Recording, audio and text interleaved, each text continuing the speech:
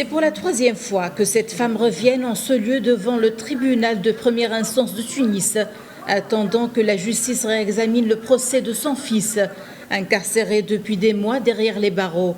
Ahlem était parmi d'autres citoyens qui ont fustigé la grève des juges, d'autant plus que les tribunaux ont été complètement paralysés.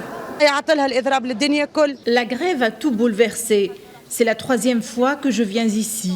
J'attends en vain que l'affaire de mon fils emprisonné injustement depuis des mois soit examinée.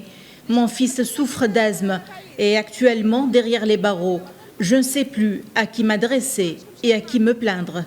En grève depuis le 6 juin pour dénoncer la révocation de 57 juges par le chef de l'État.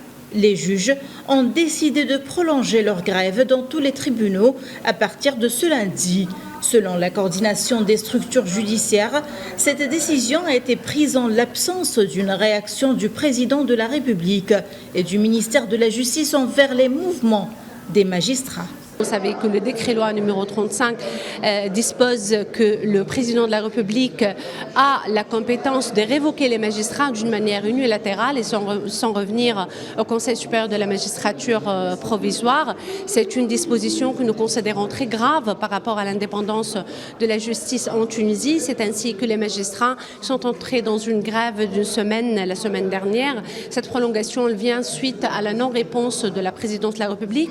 Après le blocage survenu dans certains tribunaux pendant cette semaine, le ministère de la Justice s'est engagé à appliquer la loi contre tous ceux qui entravent la fluidité de la marche de la machine juridique et portent atteinte à la notoriété des magistrats.